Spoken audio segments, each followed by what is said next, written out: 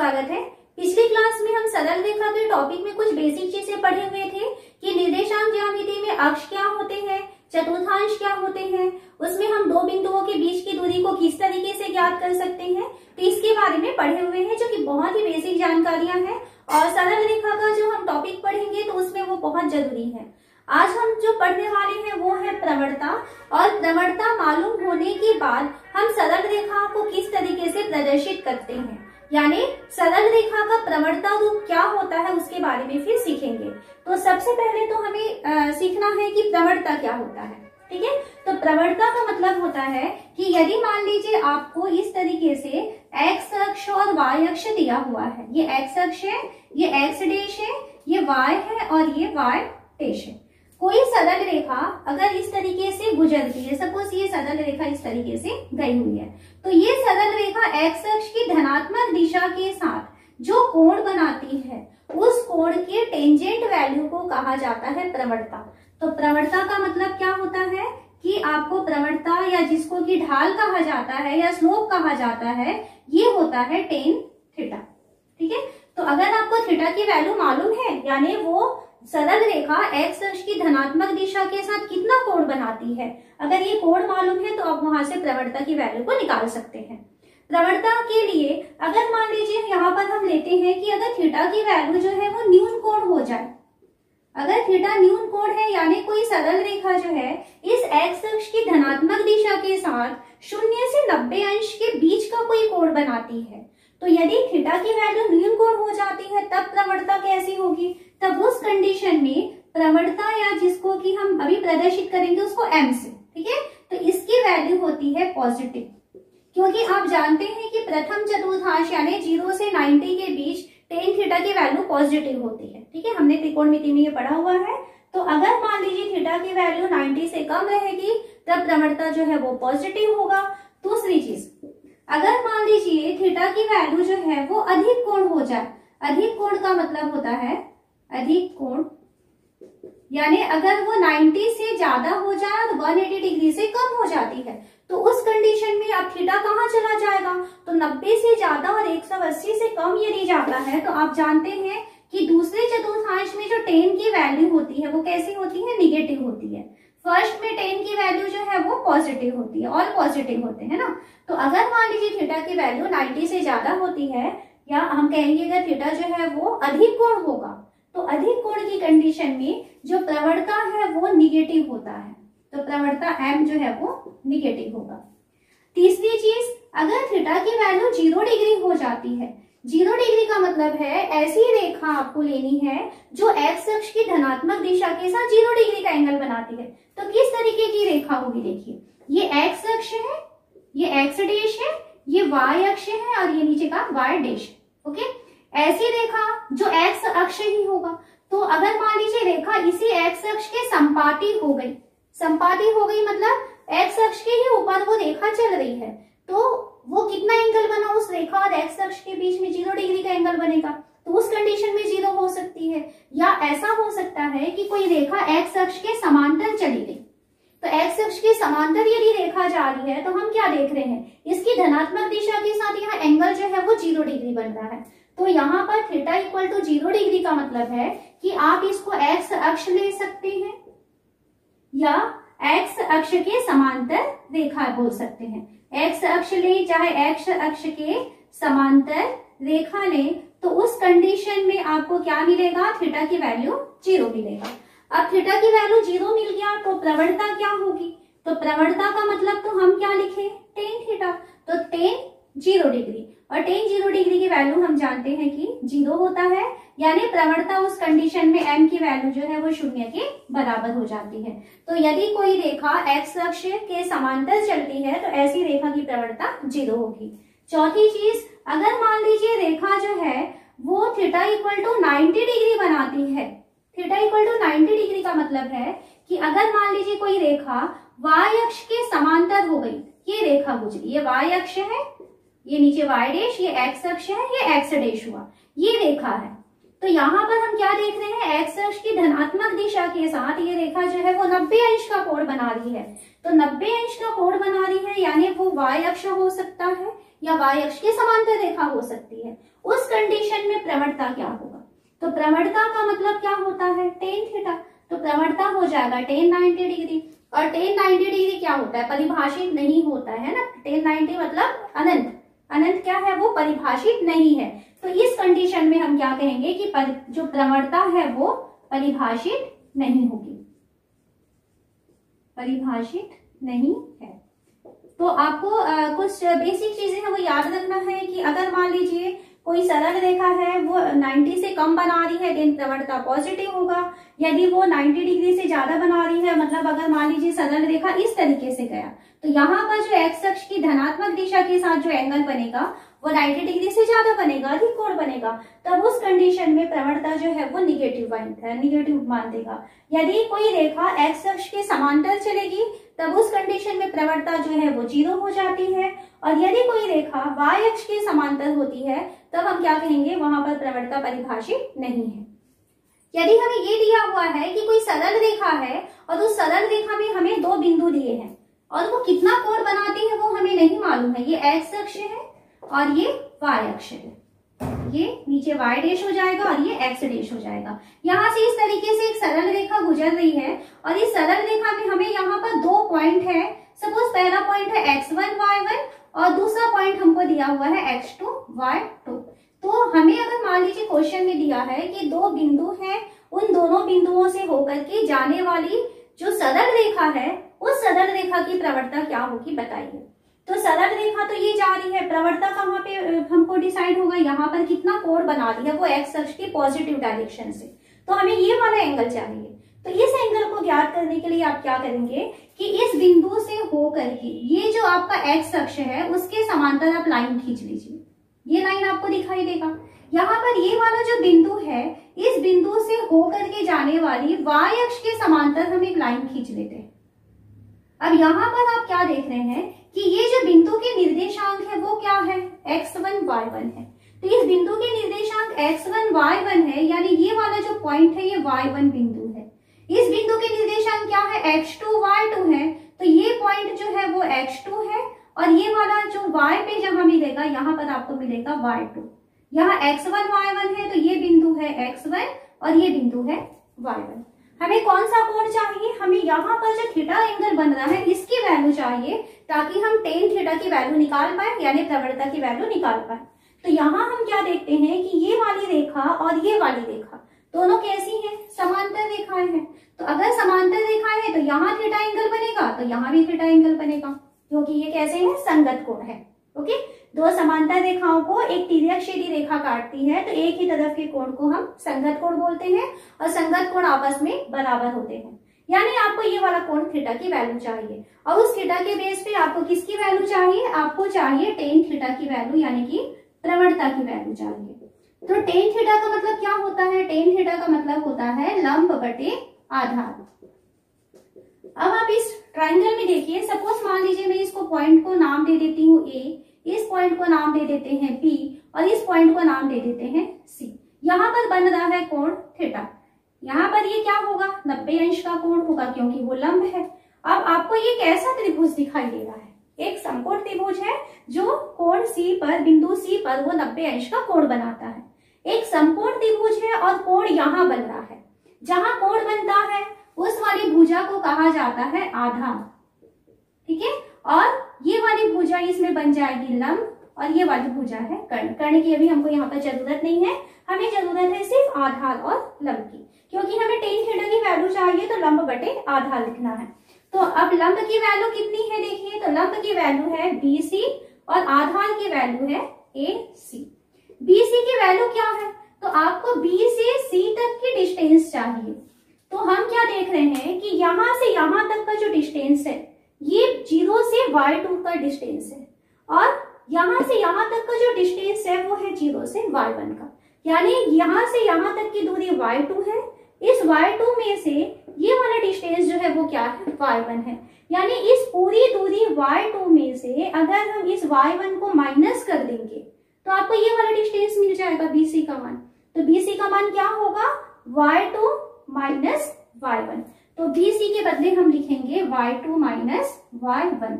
नीचे हमें किसकी वैल्यू चाहिए, AC की वैल्यू। तो ये दूरी कितना होगा, तो हम क्या देख रहे हैं कि यहाँ से यहाँ तक की टोटल दूरी जो है वो x2 है, उसमें से ये वाली दूरी जो है वो x1 है। तो इस टोटल x2 में से अगर हम x1 को माइनस करते हैं तो ये वाला जो डिस्टेंस बचेगा वो होगा x2 माइनस x1, और यही दूरी यहाँ पर हमको मिल रहा है। तो ये दूरी क्या है, x2 माइनस x1 के इक्वल है। तो यहाँ AC के बदले हम लिखेंगे x2 माइनस x1। तो इस तरीके से दो बिंदुओं से जाने वाली यदि आपको रेखा दिया जाएगा, कोई रेखा है जो 2 पॉइंट से x1 y1 और x2 y2 से होकर गुजरती है, तो उसकी प्रवणता ज्ञात करनी है। तो आप कौन सा फॉर्मूला यूज करेंगे, y2 minus y1 upon x2 minus x1। इस तरीके से आप प्रवणता को निकाल सकते हैं। सपोज एक एग्जांपल लेते हैं। आपको यदि कहता है कि एक रेखा है जो बिंदु 1,5 तथा 2,7 से गुजरती है, ठीक है। तो इस तरीके से आपको एक क्वेश्चन दिया है, और इस क्वेश्चन में ये कहता है कि बताइए कि इसकी प्रवणता क्या होगी। तो प्रवणता क्या होगी, इसको ज्ञात करने के लिए आप क्या करेंगे, पहले पॉइंट को x1 y1 मानेंगे।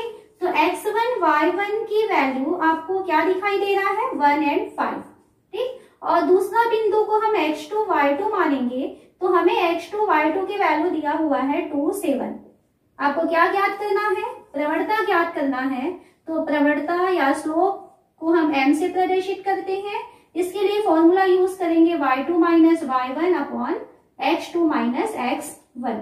तो m की वैल्यू हो जाएगी y2 माइनस y1 यानी 7 minus 5 upon x2 minus x1 यानी कि 2 माइनस 1। तो हमको m की वैल्यू मिल जा रहा है 7 माइनस 5 यानी 2 अपॉन 2 माइनस 1 यानी कि 1। तो यहाँ हमको m की वैल्यू मिल जा रही है 2। तो इस तरीके से आप प्रवणता कहीं भी दो बिंदु अगर आपको दिया है और रेखा की प्रवणता चाहिए तो आप इस फॉर्मूले से उसकी वैल्यू को निकाल सकते हैं। यदि हमें यहाँ एक रेखा दी गई है, इस रेखा की प्रवणता हमको मालूम है, मान लीजिए m1 है, और दूसरी रेखा है जिसकी प्रवणता है m2। हमें इन दोनों के बीच कोण ज्ञात करना है थीटा। तो अगर मान लीजिए दोनों रेखाएं आपस में थीटा एंगल बनाती हैं, जिसमें से एक रेखा की प्रवणता m1 है और दूसरी रेखा की प्रवणता m2 है, तो इसके बीच कोण ज्ञात करने के लिए हमारे पास फॉर्मूला होता है tan theta equal to m2 minus m1 upon 1 plus m1 into m2। तो इसकी सहायता से हम दो रेखाओं के बीच के एंगल को निकाल सकते हैं, जिनके बीच में थीटा एंगल बनता है और जिनकी प्रवणताएं जो है वो m1 और m2 होती हैं। तो ये फॉर्मूला याद रखेंगे। अगर यहाँ पर थीटा एंगल बन रहा है तो ये वाला एंगल देखिए, ये भी इन दोनों के बीच का बना हुआ कोण है और ये भी इन दोनों के बीच का ही बना वाला कोण है। तो ये वाला जो एंगल है ये कितना होगा, 180 माइनस थीटा।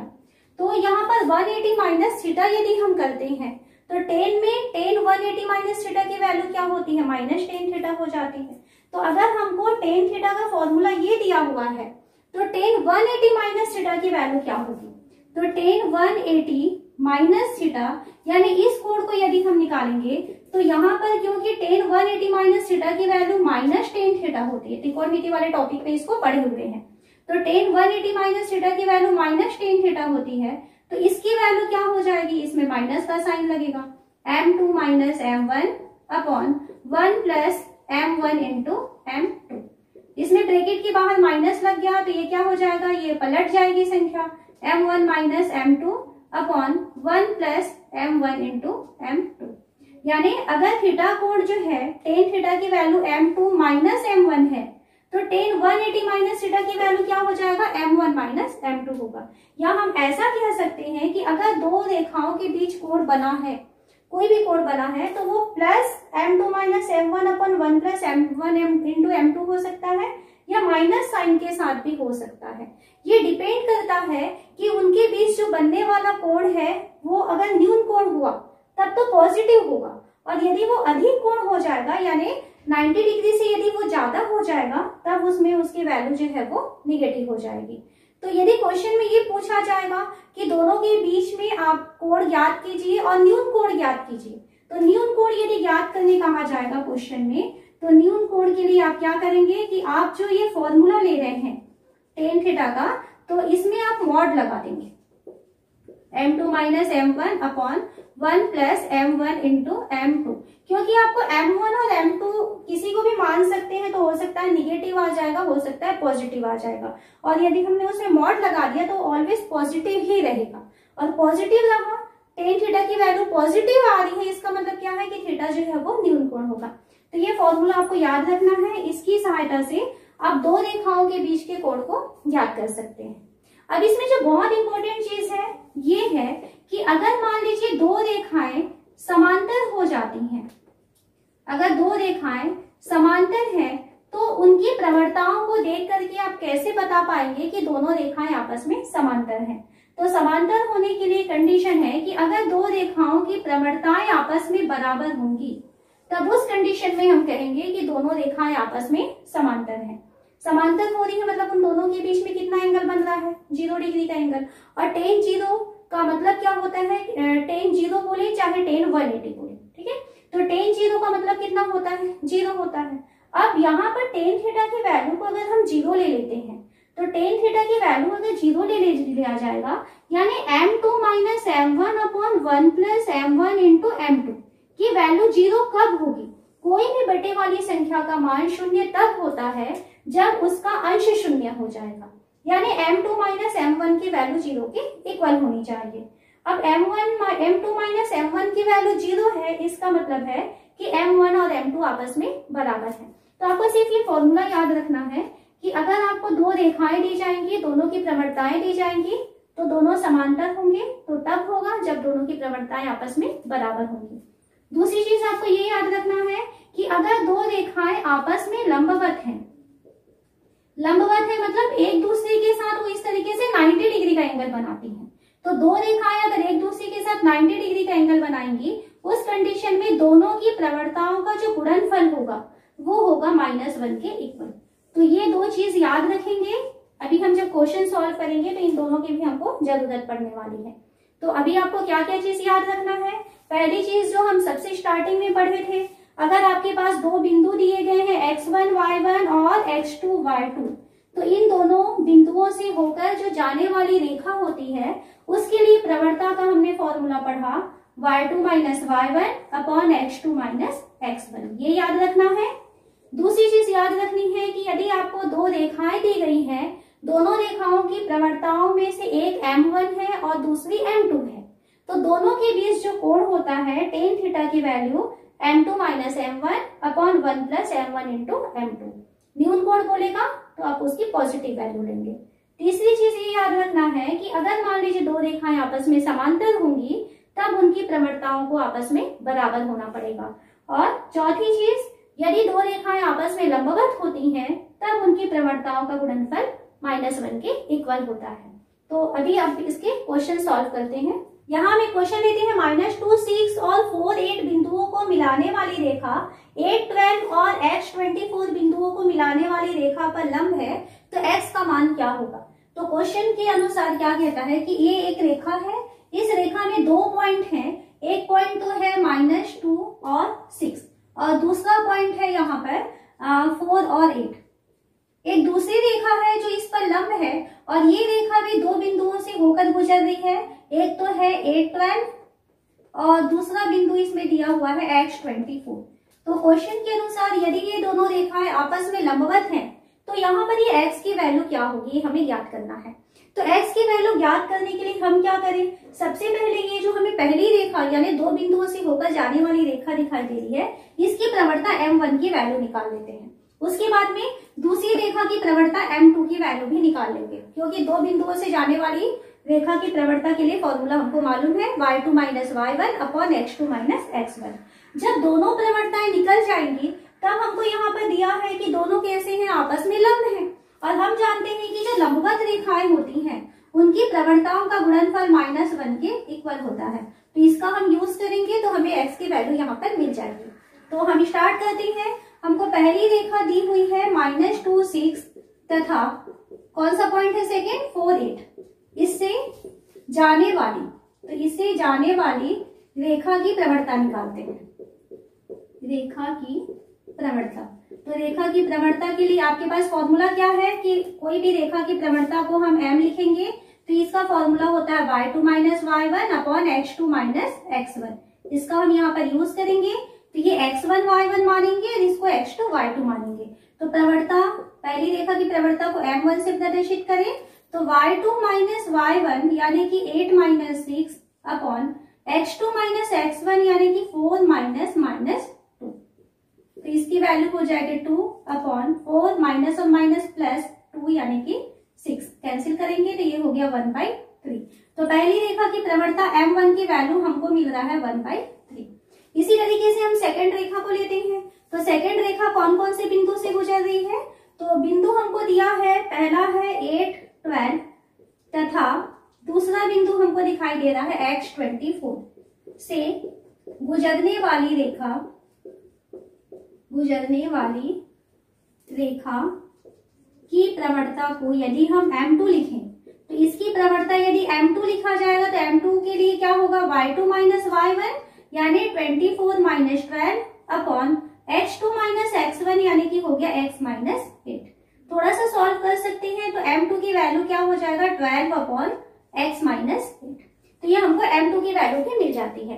क्वेश्चन के अनुसार क्या कहता है कि ये दोनों रेखाएं आपस में लंब है। लंब है मतलब 90 डिग्री का एंगल बनाती हैं। तो यदि दोनों रेखाएं लंब है तो क्या होना चाहिए, m1 डॉट m2 की वैल्यू -1 के इक्वल होनी चाहिए। तो हम यहाँ लिखेंगे क्योंकि रेखाएं लंब है तो रेखाएं परस्पर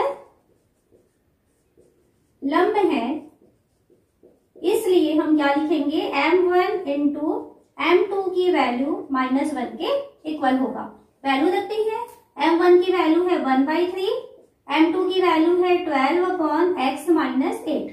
इसकी वैल्यू हो जाएगा -1, यहाँ से 3 कैंसिल हो जाएगा, यहाँ पर 4 टाइम। तो हमको यहाँ पर मिला 4 upon x minus 8 equal to -1 यानी -1/1।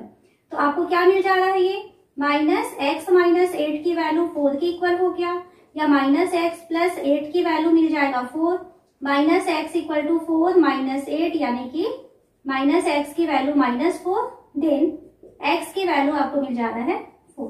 तो हमको क्वेश्चन में जो उसने कहा था कि जो सेकंड पॉइंट में आपको x दिया हुआ है, इस x की वैल्यू क्या होगी, तो यहाँ पर जो सेकंड पॉइंट है वहां पर ये हो जाएगा 4/24, ये इसकी वैल्यू हो जाएगी। यहाँ क्वेश्चन दिया है यदि दो रेखाओं के बीच कोण π/4 है यानी 45 इंच का कोण बनता है, उनमें से एक रेखा की जो ढाल है वो 1/2 है, तो दूसरी रेखा की ढाल क्या होगी हमें ज्ञात करना है। तो इसमें हमें पहली रेखा की ढाल, तो पहली रेखा की ढाल को यदि हम m1 कहें तो m1 की वैल्यू हमको दिया है 1/2, और हमें क्या कहता है कि दूसरी रेखा की ढाल क्या होगी, तो दूसरी रेखा की ढाल को हम मान लेते हैं कि माना ये m2 के इक्वल है। क्वेश्चन के अनुसार इन दोनों जो रेखाएं हैं उन दोनों के बीच कोण जो है वो π/4 बन रहा है, और हम जानते हैं कि दो रेखाओं में अगर प्रवणताएं हमें मालूम है तो उनके बीच बनने वाले कोण को हम लिखते हैं tan theta equal to m2 minus m1 upon 1 plus m1 into m2। ठीक है, ये हमको फॉर्मूला मालूम है।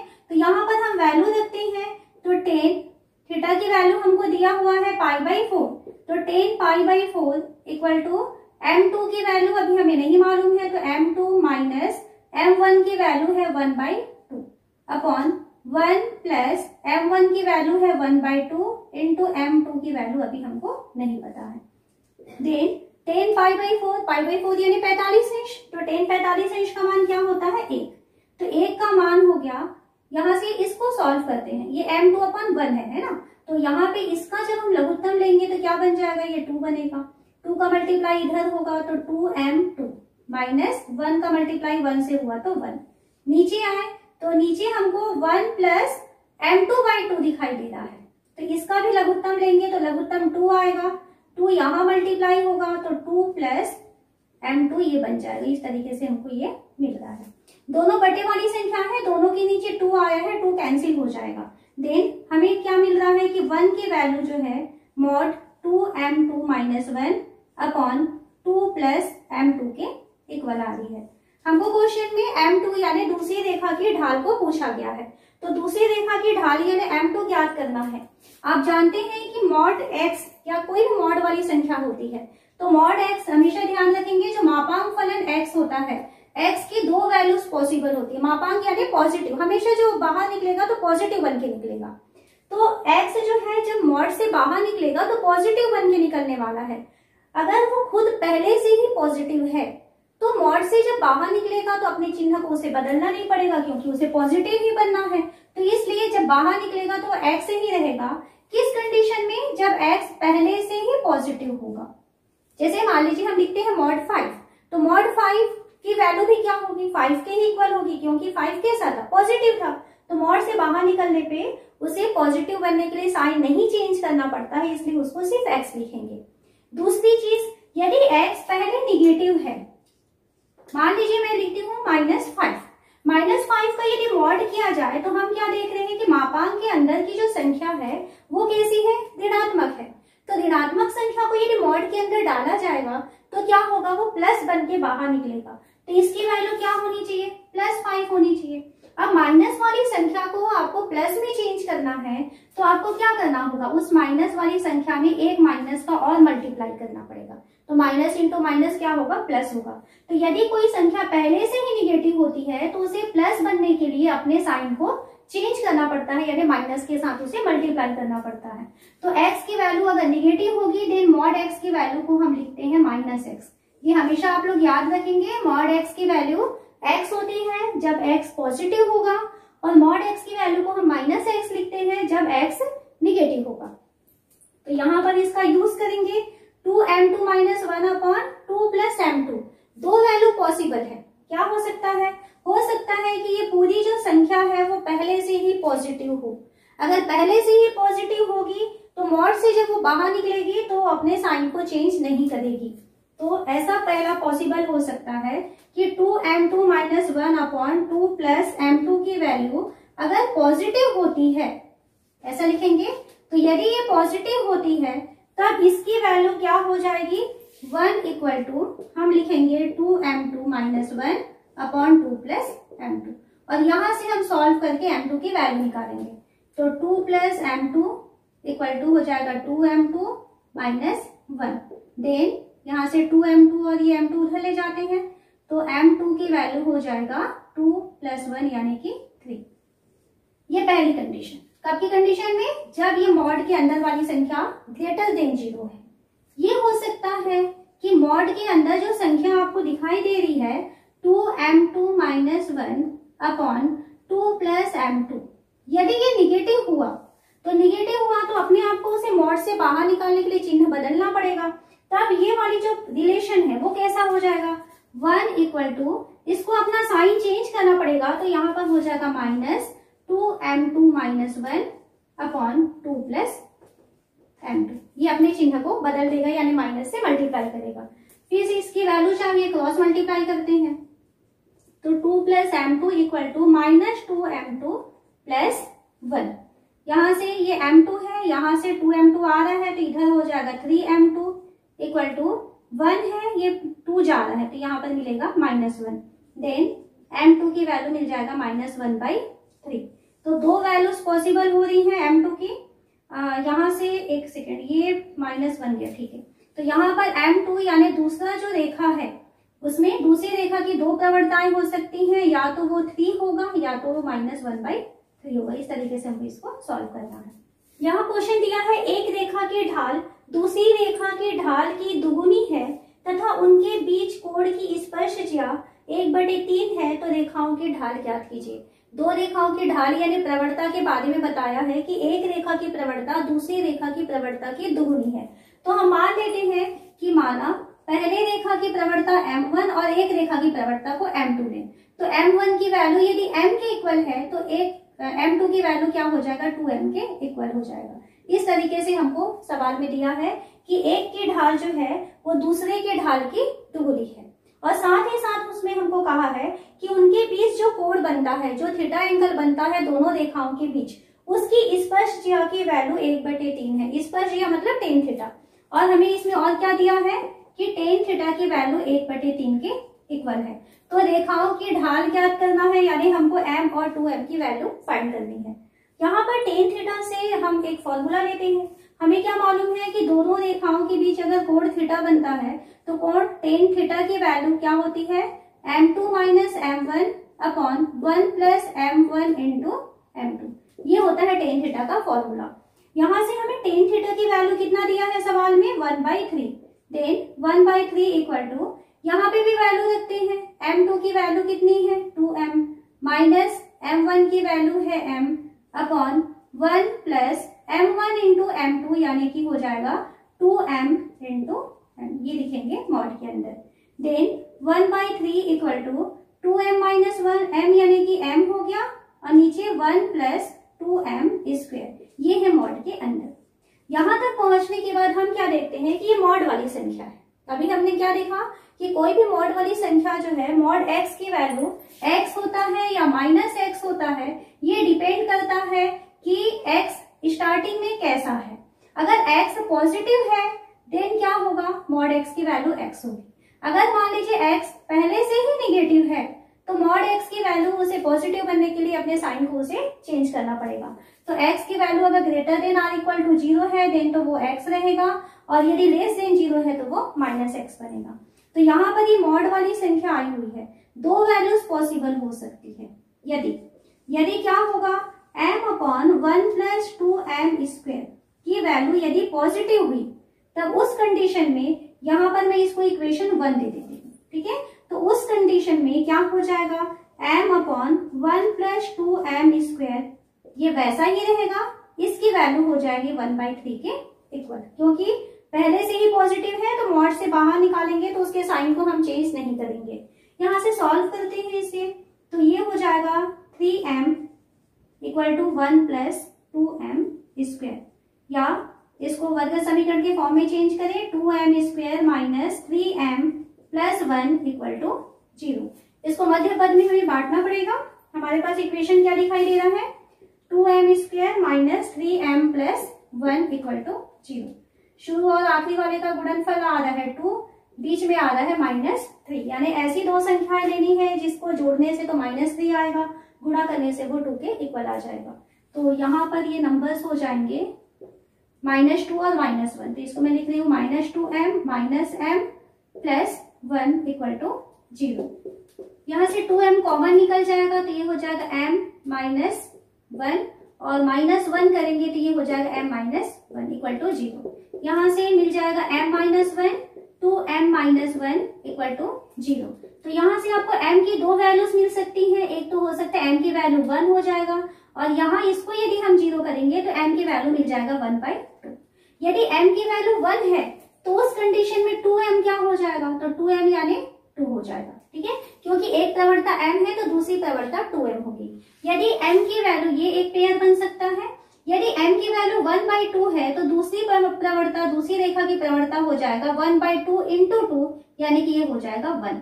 तो ये पॉसिबल है कि पहली रेखा की प्रवणता 1 और दूसरी रेखा की प्रवणता 2 हो, या पहली रेखा की प्रवणता 1/2 तो दूसरी रेखा की प्रवणता 1 होगी। ये तब की कंडीशन है जब ये जो है कैसा होगा, पॉजिटिव होगा। दूसरी कंडीशन हो सकती है कि जो मॉड के अंदर वाली संख्या है वो निगेटिव हो जाए। तो सेकंड हम लिखते हैं यदि m upon 1 plus 2m square कैसा हो, निगेटिव हो।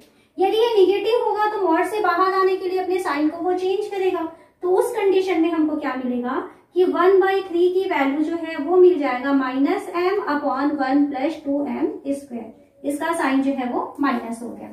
यहाँ भी क्रॉस मल्टीप्लाई करते हैं तो 1 प्लस 2m स्क्वायर की वैल्यू हमको मिल रहा है -3m, then 2m square -3m इधर आएगा तो +3m हो गया, प्लस 1 इक्वल टू 0। मध्य पद को दो भागों में बांटते हैं तो ये हो जाएगा 2m square plus 2m plus m plus 1 equal to 0।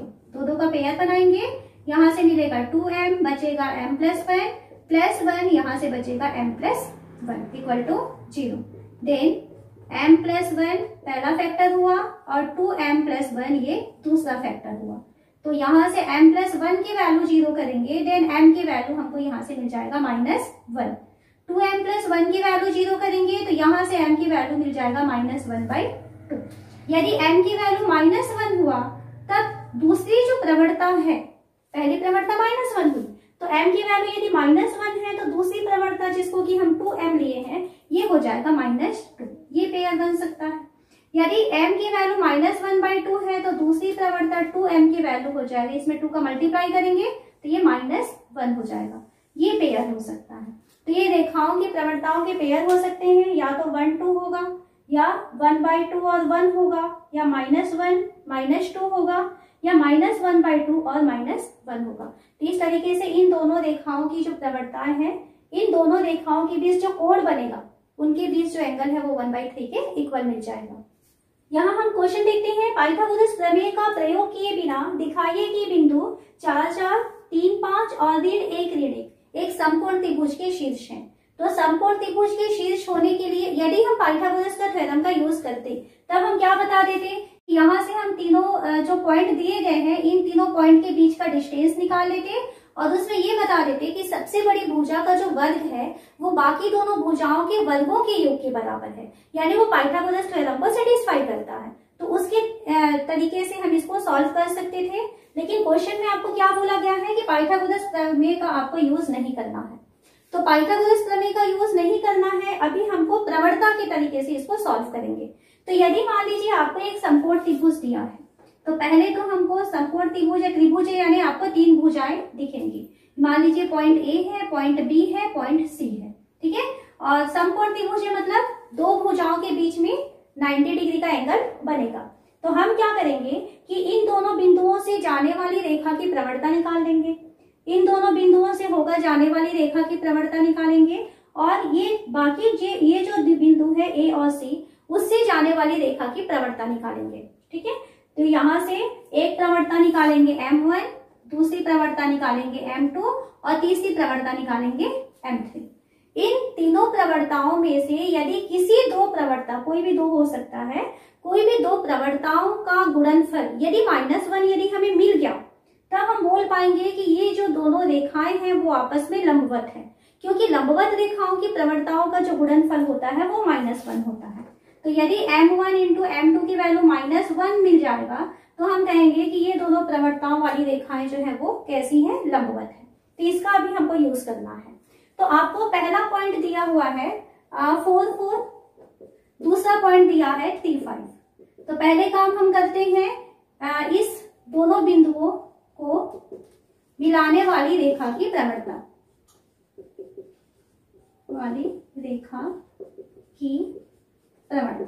तो इसकी प्रवणता निकालने के लिए फॉर्मूला यूज करेंगे। कौन सा फॉर्मूला होता है हमारे पास कि एक बार फॉर्मूले को लिख लेना है हमको। tan थीटा इक्वल टू होता है y2 minus y1 upon x2 minus x1।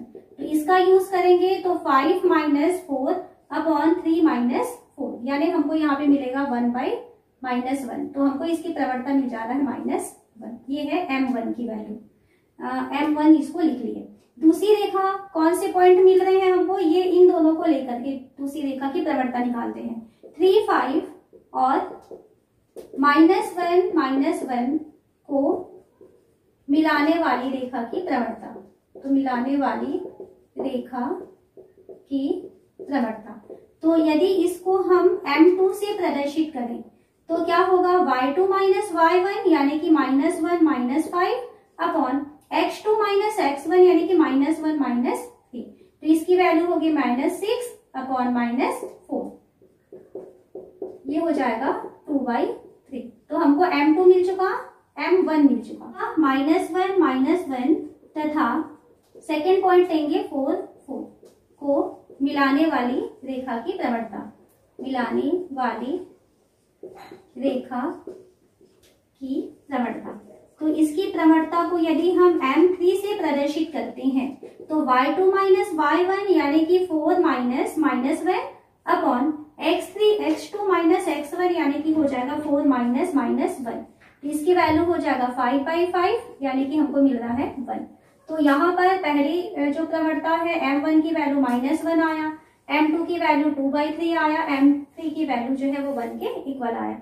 तो यहाँ हम क्या देख रहे हैं कि ये वाली जो प्रवणता -1 है, इसको यदि हम इसके साथ मल्टीप्लाई करते हैं, कोई दो पेयर आपको मिलने चाहिए, है ना। तो यहाँ एक प्रवणता -1 है और एक प्रवणता 1 है। तो यदि हम m1 और m3 का मल्टीप्लाई कर रहे हैं तो हमको क्या मिल रहा है, -1 के इक्वल आ रहा है, यानी 1 इंटू -1 का मल्टीप्लीकेशन -1 आ रहा है। तो इसलिए हम क्या कह रहे हैं कि ये जो दोनों रेखाएं हैं जिनकी प्रवणताएं M1 और M3 है, वो दोनों आपस में 90 अंश का कोण बनाएंगी। तो हम क्या लिखेंगे, क्योंकि ये 90 अंश का कोण बनाएंगी, इस कारण से ये जो त्रिभुज है वो समकोण त्रिभुज होगा। तो आप प्रवणताओं की सहायता से ये प्रदर्शित कर सकते हैं कि कोई त्रिभुज समकोण है या नहीं है। इसी में आप अगर चतुर्भुज के क्वेश्चन भी सेम इसी टाइप से बनेंगे। यदि आपको 4 पॉइंट दे दिया जाए, क्वेश्चन अगर मान लीजिए ऐसा आता है कि एक 4 पॉइंट अगर दिया जाए और ये बोला जाए कि बताइए कि इन चारों बिंदुओं से होकर के जो जाने वाला बनने वाला जो चतुर्भुज है, सपोज ये बोला जाए कि ये चतुर्भुज जो है वो मान लीजिए ये वर्ग है या आयत है, ठीक है, वर्ग है या आयत है या 90 डिग्री का आपस में एंगल बनाते हैं, ये बोला जाएगा। तब यहाँ पे आप क्या बोलेंगे, क्या देखेंगे कि इन दोनों की जो प्रवणताएं हैं उनका मल्टीप्लीकेशन -1 होगा। यहाँ पे भी आपको -1 मिलेगा, यहाँ भी -1 मिलेगा, यहाँ भी -1 मिलेगा। साथ ही साथ यहाँ पर इन दोनों रेखाओं को देखिए, ये दोनों भुजाएं कैसी हैं, समांतर हैं। तो यहाँ पे ये जो दो प्रवणताएं आपको मिलेंगी वो इक्वल होंगी, क्योंकि समांतर रेखाओं की प्रवणताएं बराबर होती हैं।